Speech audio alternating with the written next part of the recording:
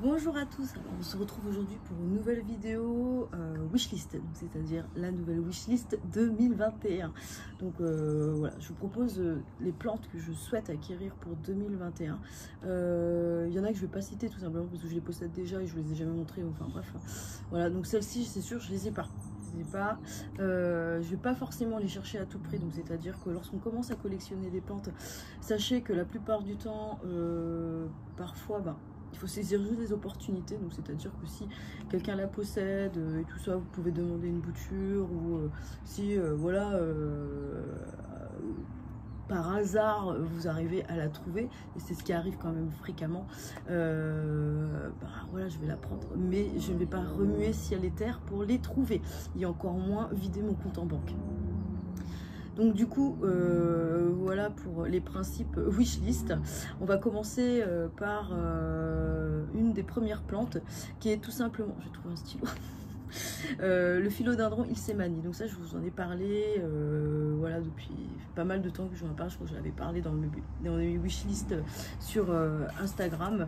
Ce philodendron il est quand même magnifique, hein. Je vais vous faire une incrustation là sur le côté, voilà, parce qu'il est panaché, il est blanc. J'adore les plantes panachées blanches, voilà, c'est pas forcément pour sa rareté, mais voilà, je pense que le fait d'avoir le rosé bueno, c'est un peu comme un dupe.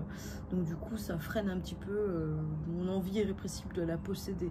Donc pour le moment, parce qu'il y a ça aussi, c'est ce plaisir de les voir grandir, pousser, évoluer sous nos soins. Et voilà, c'est pour ça que j'aimerais bien l'avoir, mais bon, pour le moment, trop cher. Ensuite, il y a le philodendron luxurians. Alors le philodendron luxurians, c'est un petit peu comme le Welschoko Red.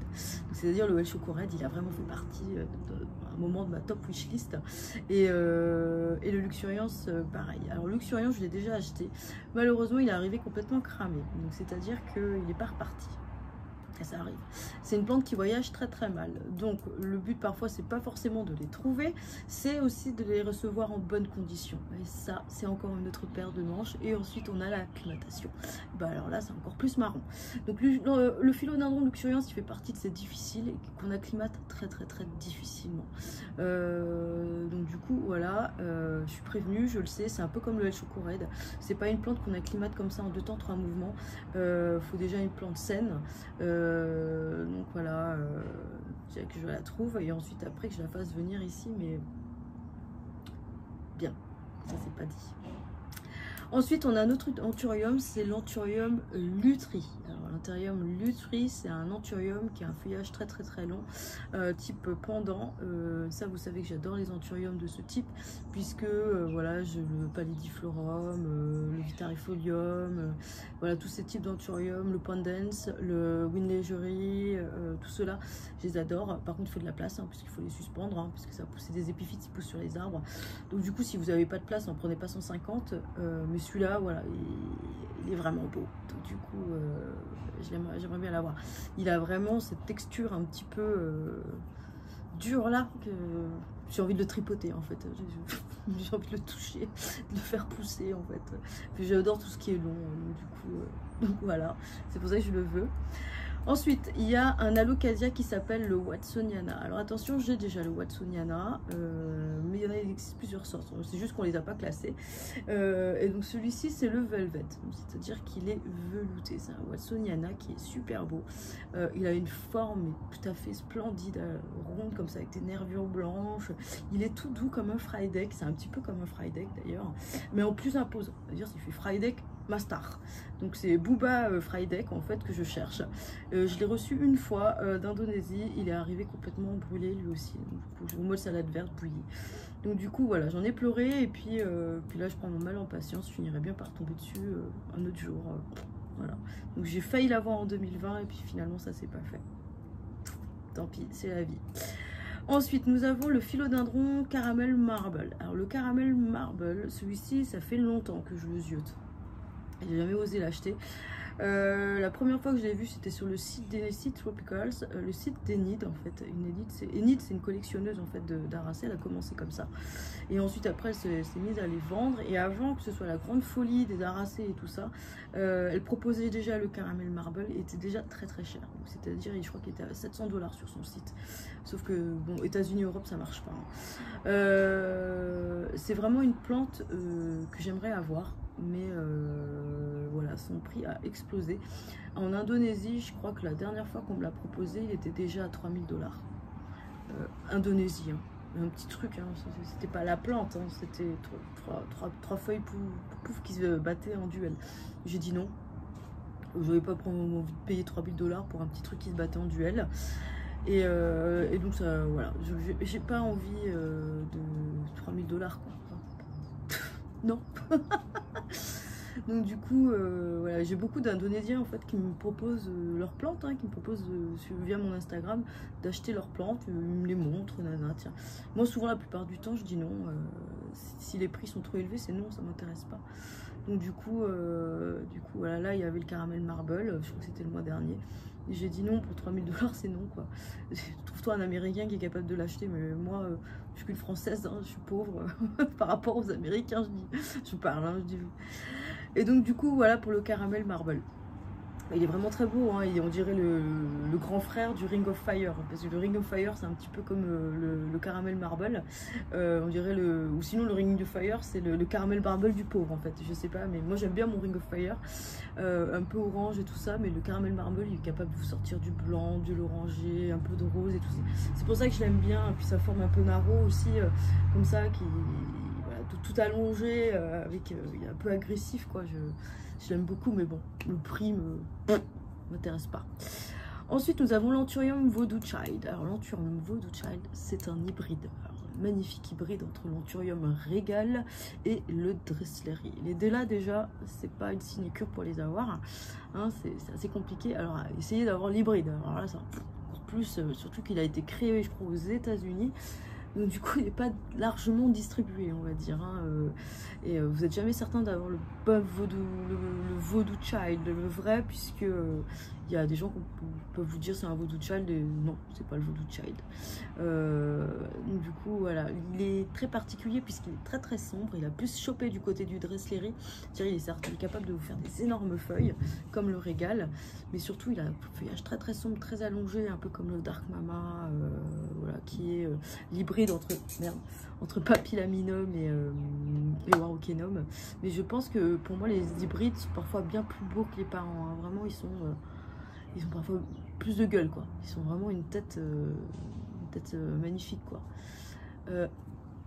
2 secondes, je vais engueuler ma chienne. Voilà, me voilà de retour. En fait elle était en train de manger une chaise de jardin en plastique, en résine. Je comprends pas pourquoi les chiennes me bouffent les trucs du jardin. Donc voilà, reprenons. Un autre philodendron que j'aime beaucoup, c'est le philodendron Lignonae. Alors le philodendron Lignonae, il fait partie un petit peu de ces philodendrons difficiles qui vivent de très haute altitude en Équateur. Donc du coup, ils supportent pas du tout les hautes températures, ils ont besoin de frais, ils ont besoin d'une très forte humidité. Ils ont besoin de tout ce qu'il faut pas en fait, tout ce qui fait chier. Et donc du coup celui-ci, voilà, c'est en plus un anthurium rugueux. Donc sachez que les rugueux, ils sont classés au-delà des velvets. Donc les velvets, ils ont déjà un besoin assez élevé en hydrométrie. Sachez-le, chaque fois que vous voyez des velvets, c'est sûr, ils auront besoin d'une forte hydrométrie. Mais les rugueux, c'est pire, c'est pire. Alors eux, c'est une autre adaptation, c'est-à-dire que leur adaptation à eux, ça a été d'augmenter leur surface en étant rugueux, justement faire des plis et des replis pour pouvoir capter encore plus l'humidité et l'eau de pluie et tout ça. Donc c'est une hydrométrie qui est encore plus élevée que les velvettes. Donc le Lignonae, il en fait partie. Il fait partie de ces chiens qui ont besoin d'une hydrométrie. Vous ne pouvez pas descendre en dessous de ces 90%, sinon il brunit. Il sèche, c'est n'importe quoi.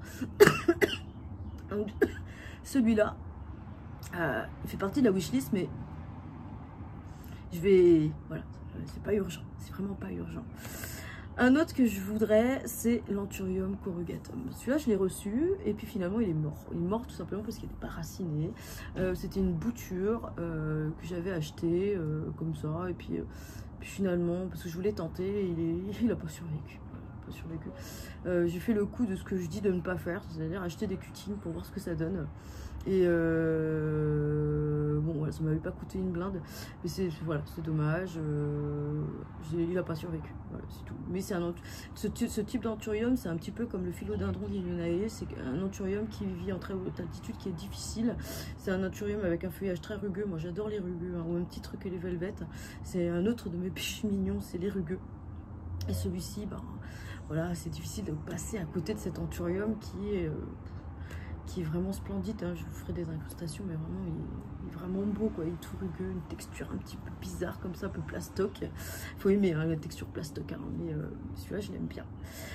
Un autre que j'aime bien, c'est la Monstera marmorata. Alors la Monstera marmorata, je crois que je vous en ai parlé sur une vidéo YouTube où je vous disais que j'avais l'auréa et que je cherchais la marmorata. La marmorata, c'est la plus grosse, c'est-à-dire que c'est une énorme deliciosa à variegation jaune, en gros.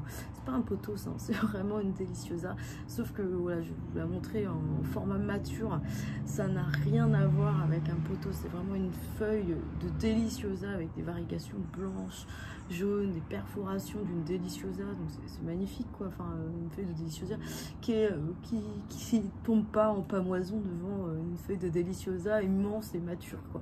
Moi je trouve ça magnifique avec des varigations jaunes, bah, c'est encore plus original en fait, et donc c'est pour ça que je la veux en fait. Mais bon, pour le moment on verra bien, ça finira bien par débarquer en Europe, hein. Faut juste laisser le temps au temps, et parfois voilà, ça arrive. Donc du coup voilà, et puis j'avais dit si un jour je me décide d'aller voyager du côté sud du Japon, peut-être que j'irai voir ce monsieur là qui les fabrique, et j'irai lui prendre un petit morceau. Ensuite, la dernière, c'est la Rhaphidaphora tetrasperma variegata. À prendre avec beaucoup de pincettes, au même titre que la Dansoni variegata. La Dansoni variegata, j'avais eu beaucoup de temps avant de me dire il me faut celle-ci, à cause de ces varigations qui se perdent, et je déteste ça. Donc du coup, je l'ai mise dans la wishlist, mais elle peut très bien subir un retrait d'ici 3-4 mois si j'apprends qu'elle a été induite chimiquement, que des gènes ont été modifiés et que les varigations ne restent pas. Donc si ça ne reste pas, et que voilà, si c'est pour avoir une plante que je décide de bouturer et ensuite sur la bouture toutes les varigations s'en vont, je n'ai aucun intérêt. C'est pas une plante qui m'intéresse, quoi. En gros, moi mes Borsiana, je les bouture, il n'y a pas de souci, les varigations tiennent, et j'ai pas de problème. Je veux pas acheter une plante super chère qui perd ses varigations, en fait. Ça n'a aucun intérêt pour moi. Donc du coup, pour le moment, elle est dans la wishlist provisoire. Et ensuite, on verra comment ça se passe. Si voilà, si elle tient pas ses varigations, bah, elle sera sortie vite fait de là. Alors voilà, ça c'était la wishlist. Alors vous allez me dire, c'est beaucoup des plantes rares, mais vous savez que j'ai une très grosse collection. Donc du coup, voilà, c'est des plantes que je ne possède pas, mais voilà, j'en possède déjà beaucoup. Donc du coup, voilà, c'est vraiment pour une question d'originalité et de beauté en fait que j'aime ces plantes. Il y a d'autres plantes qui sont beaucoup plus rares et que je ne recherche pas parce que je les trouve pas belles. Donc du coup, voilà. Ça, celle-ci, je les trouve jolies. Je pense que c'est un petit peu le cas de tout le monde, puisque finalement, voilà, ce qu'on trouve attrayant chez une plante, parfois, il n'y a pas que moi qui peux la trouver attrayante, il y a d'autres personnes. Donc voilà. Ça, c'était ma wishlist 2021, en espérant qu'elle se réalise, mais bon, j'y crois pas trop. Du moins, pas toute la totalité. Sur ce, je vous fais des énormes bisous et je vous dis à bientôt pour la prochaine story, n'importe quoi. La prochaine vidéo YouTube.